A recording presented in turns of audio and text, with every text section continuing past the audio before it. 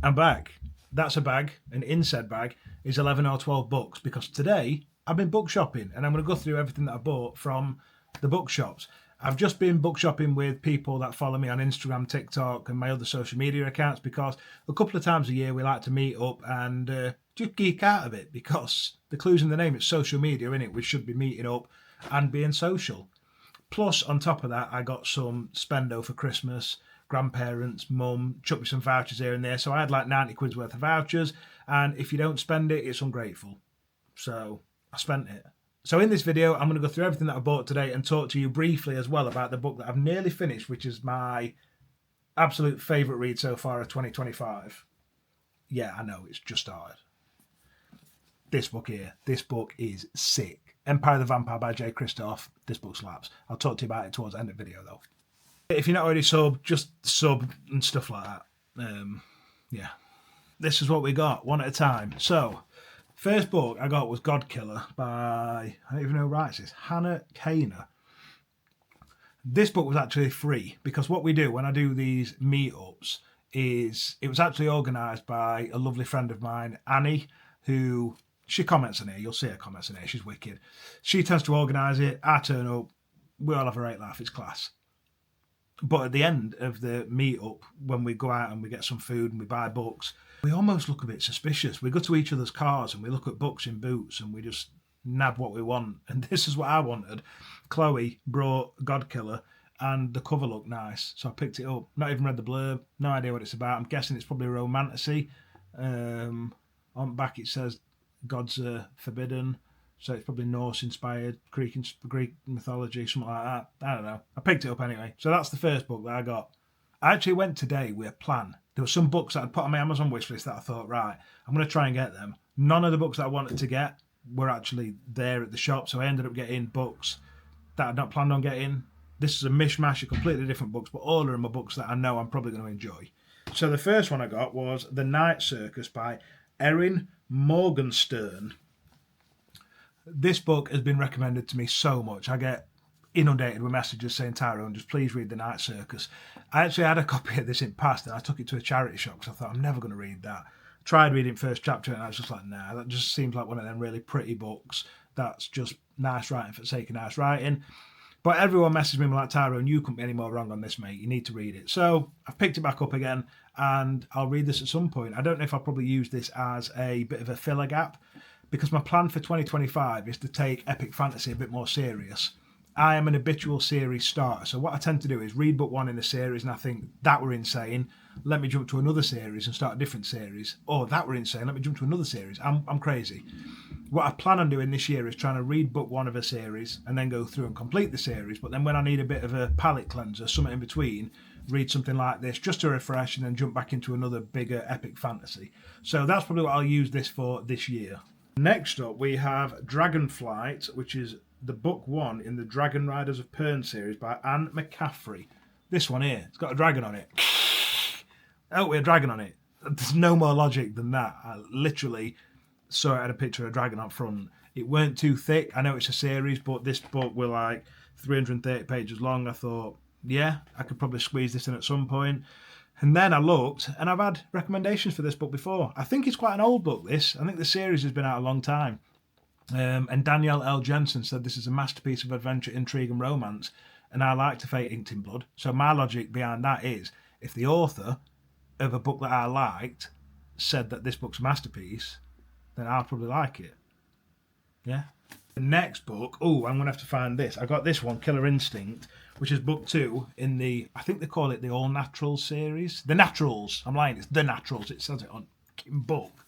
So this is a series about the FBI, who I think they've got like a sub-department, if that makes sense. There's like a department within the FBI where they use rate clever kids and they pull them out of school and they're like, you're rate good with computers, you're rate good at profiling people, you do other stuff that FBI might find useful, we're going to use you and we're going to solve crimes. But I don't know if they're live crimes or the cold cases. But it's Criminal Minds meets, I don't know, Saved by the Bell, maybe. Something like that, just kids cracking cases. And I've read The Inheritance Games, which is book one in the Inheritance cycle. And the author, who is Jennifer Lynn Barnes, just writes good, easy, reads, so I picked it up because I like police procedurals and I thought I might like this. So yeah, again, not much logic behind these books today. Now this one was sold to me. 5 Broken Blades by May Corland. I don't know what that says. Anyway, you can have a look. Annie, who's the girl that organised this meetup, messaged in group chat and she's like, can everyone remind me that I need to buy this book because Waterstones are selling it for £6 and it's got fit sprayed edges. So I was like, yeah, I'll remind you. So we got into Works and Annie picked it up and I said, Annie, what's this book about that you picked up? So she said, let me read the blurb to you. So she put on a performance. She's in the middle of the Works and she's performing. She's like going through this blurb. And I think like 3 or 4 people ended up picking it up. And I'm quite easily influenced. I'm a bit of a sheep. If someone does something, I tend to just follow along. Yeah, I bought it because Annie bought it. I don't know if it's romance, romantasy, fantasy. There's swords on it, so I'm guessing there's some sort of fantasy element. Not going to expect this. These 3. Boom, boom, boom. I am so far out of my comfort zone here. You ready? I can't even figure out how... Is this upside down? I don't think it's upside down. I think if you know what book this is, you'll understand why I'm confused with this. I think that's about right. So, Chainsaw Man by Tatsuki Fujimoto. The Apothecary Diaries by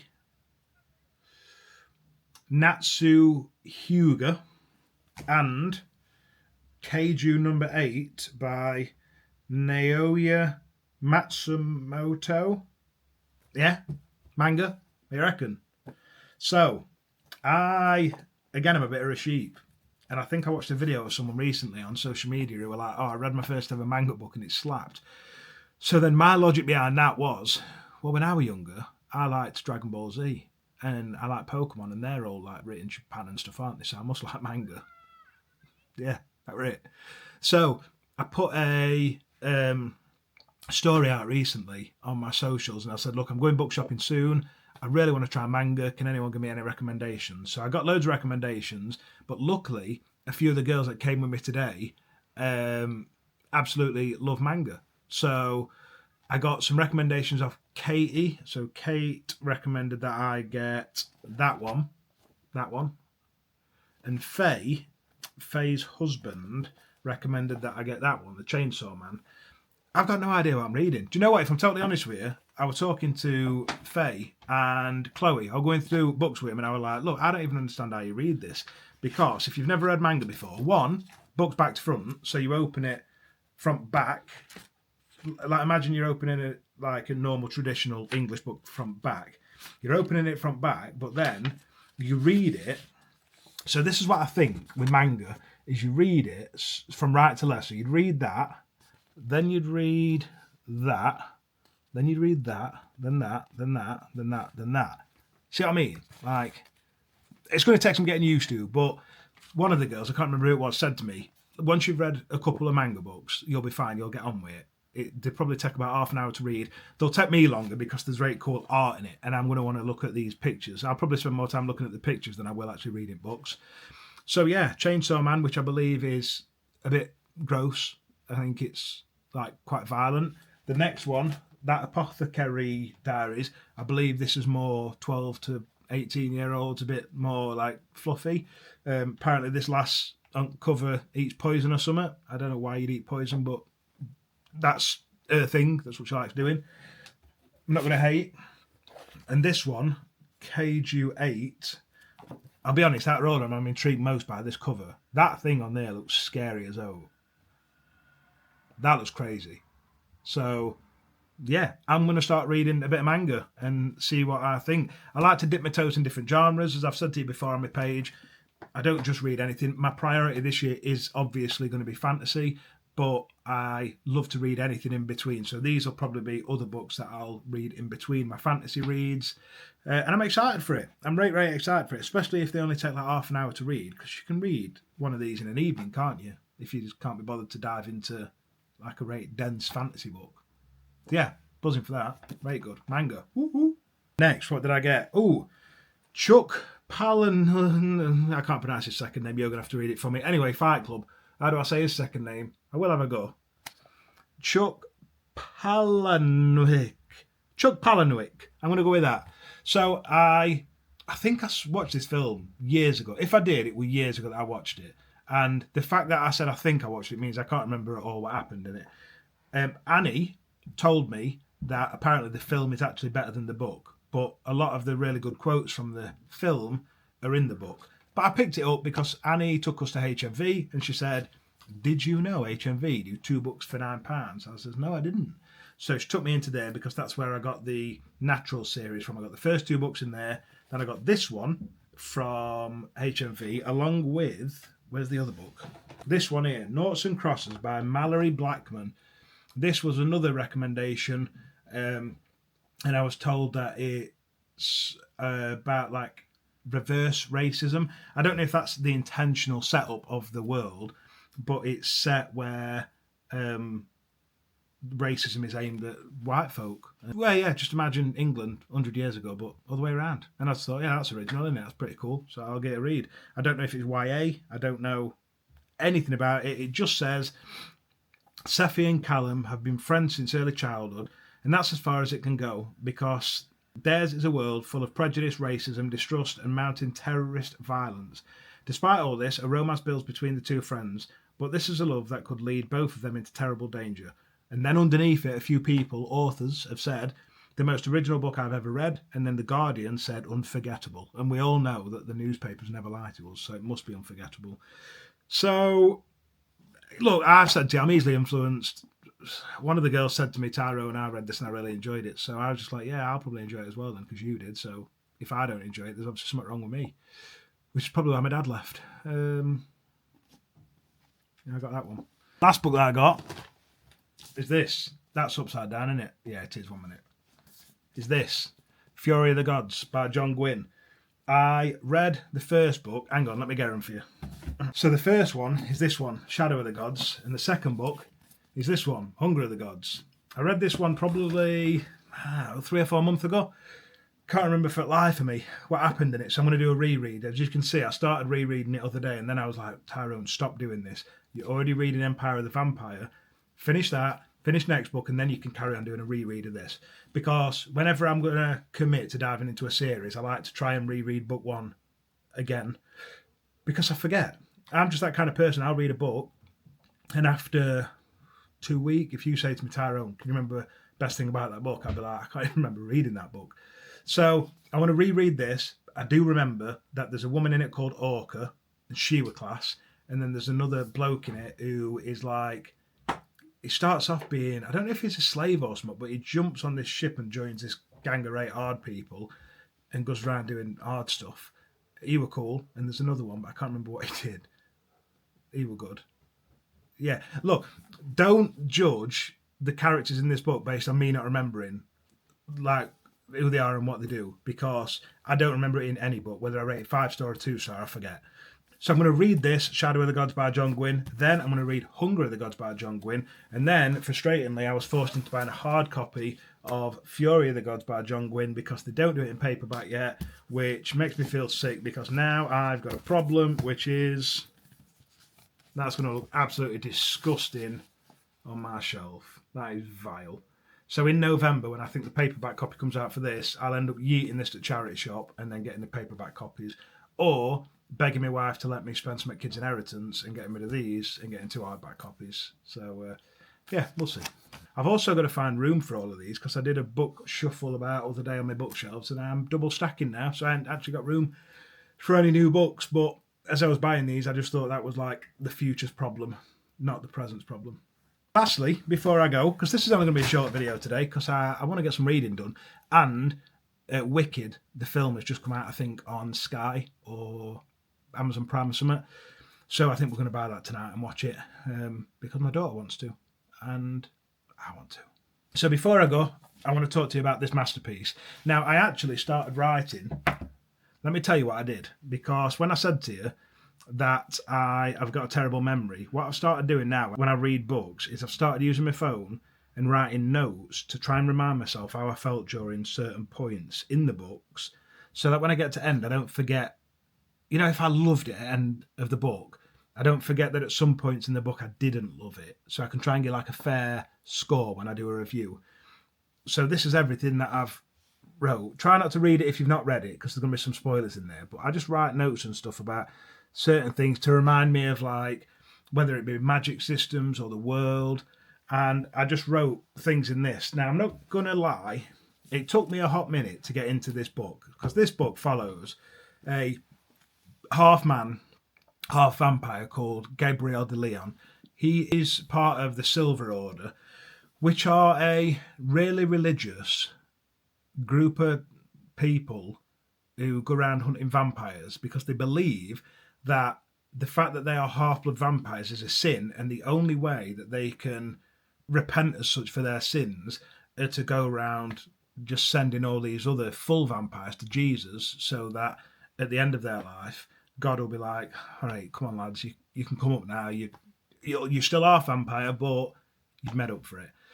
So that's kind of how it starts. But what's happened is the Forever King, who is like this bad guy, we'll say, at the start of the book, he's been sent to, I don't know, the devil or whatever, by Gabriel de Leon.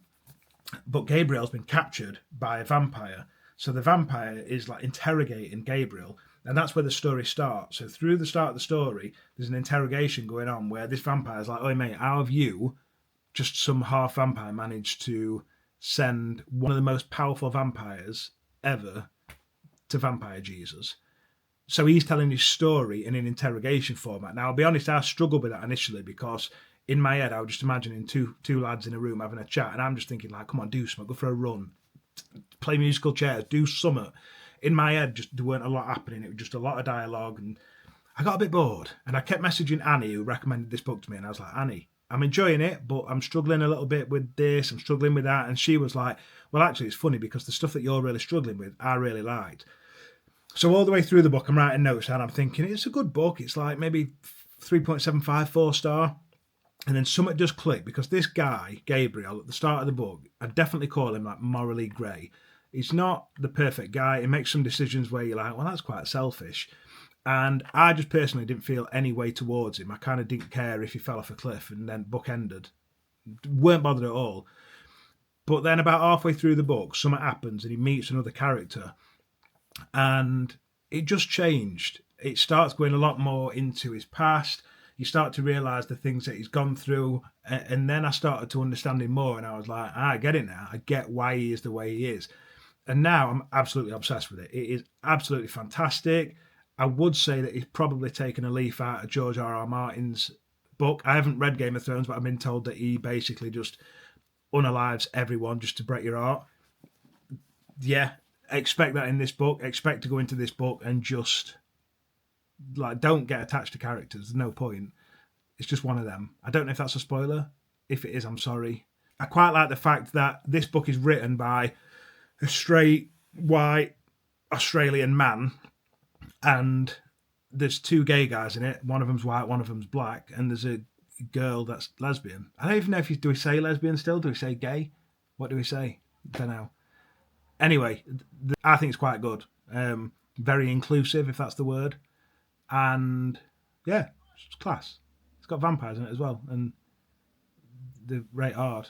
I've probably not done this book much justice because I've not finished it yet. I'm currently on page 611, and it's got like 730 pages. Something like that. Anyway, I'm knackered.